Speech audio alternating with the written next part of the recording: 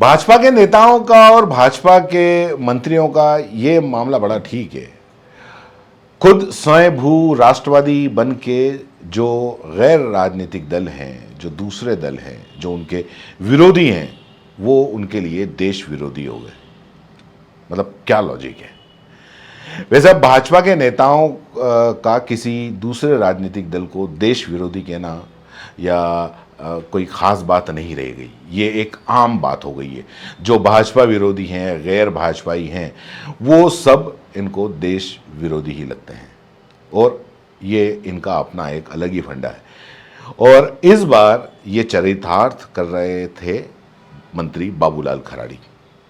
मंत्री बाबूलाल खराड़ी उदयपुर के पारस होटल के अंदर एक प्रेस कॉन्फ्रेंस उन्होंने की शुक्रवार को, और इस प्रेस कॉन्फ्रेंस में उनसे सवाल पूछा गया कि बाप पार्टी के राजकुमार रोत क्या भाजपा में शामिल होंगे, ऐसा सवाल पूछा। तो मंत्री बाबूलाल खराड़ी का जवाब क्या था? उनका जवाब था कि देश विरोधी किसी भी राजनीतिक दल के साथ भाजपा समझौता नहीं करेगी। अब क्या मंत्री जी बताएंगे कि गैर भाजपाई जो हैं, जो किसी अन्य राजनीतिक दल के लोग हैं या उनके संस्थापक हैं या उनका हिस्सा हैं, तो क्या वो देश विरोधी हो जाएंगे? आपकी भाजपा के नेताओं को, जनप्रतिनिधियों को 30 से 40% मतदाता वोट देते हैं, तो क्या बाकी के जो 60% हैं या 50% हैं, वो सारे के सारे लोग देश विरोधी हो गए? किसी राजनीतिक दल या किसी नेता के पास में राष्ट्रवाद का ठेका नहीं है, या किसी भारतीय को जो भारत के अंदर जन्मा हो, उसको किसी भी राजनीतिक दल से कोई प्रमाण की आवश्यकता नहीं होती है कि वो पार्टी प्रमाण देगी तो ही वो राष्ट्रवादी कहलाएगा। हर भारतीय जो इस देश के अंदर पैदा हुआ है वो राष्ट्रवादी है, वो देशभक्त पैदा होता है। लेकिन खैर, अब ये मैं बात किसको और कहाँ समझाने बैठा हूँ। मैं बात कर रहा था मंत्री बाबूलाल जी खराड़ी की। तो मंत्री बाबूलाल जी खराड़ी साहब की ही बात हो रही थी। उदयपुर के पारस होटल के अंदर वो प्रेस कॉन्फ्रेंस ले रहे थे।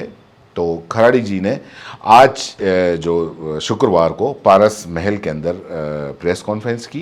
बाप पार्टी के सांसद राजकुमार रोत की भाजपा में एंट्री की चर्चा पर वो ये बोले कि डूंगरपुर में भाजपा की स्थिति कमज़ोर नहीं है। वहाँ कमज़ोर स्थिति किसकी है वो सबको पता है। हम ऐसे किसी राजनीतिक दल से समझौता नहीं करेंगे जो देश और समाज के खिलाफ हो, विरोध में हो। रोत की और विकास के लिए मोदी के साथ आने की बात पर खराड़ी ने कहा, बोला कि ऐसा कोई प्रस्ताव नहीं आया है, चर्चा नहीं हुई है। भाजपा में आना चाहते हैं तो वैसा संस्कार होना चाहिए। कभी हृदय परिवर्तन होता है तो हम स्वागत करेंगे, ये राजकुमार रोत के लिए बोला।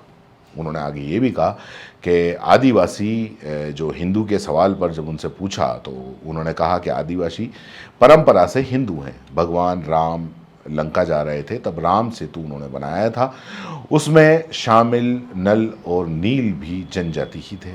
आज भी हम शादी करते हैं तो अग्नि को साक्षी रखकर 7 फेरे लेते हैं। हम तुलसी पीपल की पूजा करते हैं।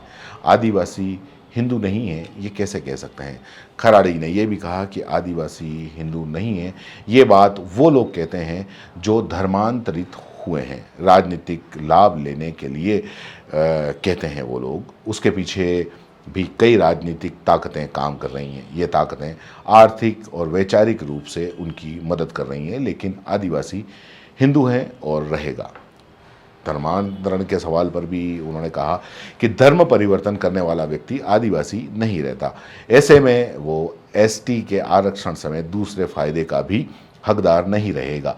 इसके लिए डीलिस्टिंग के प्रयास किए जा रहे हैं। वास्तविकता में इसका जो फ़ायदा जो है, जो सही लोग हैं उनको फ़ायदा मिले, और राजस्थान को वो इस तरीके का कोई अखाड़ा नहीं बनने दिया जाएगा। तो ये सारी बातें उन्होंने कही। आपका इस मामले में क्या कहना है, नीचे कमेंट बॉक्स में जरूर बताएं। धन्यवाद। डूंगरपुर में भारतीय जनता पार्टी की स्थिति कमजोर नहीं है। कमजोर किनकी है वो आपको ही पता है, मेरे को ही पता है। और हम ऐसे किसी भी राजनीतिक दल से समझौता नहीं करेंगे। वो देश के खिलाफ है, समाज के खिलाफ है, उनसे कोई समझौता हम कभी कर नहीं सकते। राम सेतु बनाना था, पुल बनाना था, तो पुल को बनाने वाले नल और नील थे, वो भी जनजाति के आर्किटेक्ट थे। और आज भी हम शादी करते हैं आदिवासी, तो अग्नि को साक्षी मान करके 7 फेरे देता है। ये हमारी परंपरा है, संस्कृति है। अग्नि को साक्षी रख करके जीवन पर्यंत दोनों आपस में साथ निभाएंगे। हम तुलसी की पूजा करते हैं, पीपल की पूजा करते हैं, तो किस बिहार पर कह सकते हैं कि आदिवासी हिंदू नहीं? ये वो लोग कहते हैं जो धर्मांतरित हुए हैं, वो लोग कहते हैं जो राजनीतिक लाभ के लिए कहते हैं। उनके पीछे भी कई ताकतें काम कर रही है, कई ताकतें काम कर रही है। वो आर्थिक रूप से भी उनको मदद करती है, वैचारिक रूप से भी करती है, और करके कहती है कि इस प्रकार से आप बोलो, इसलिए वो कहते हैं। और आदिवासी परंपरा से हिंदू है, हिंदू रहेगा।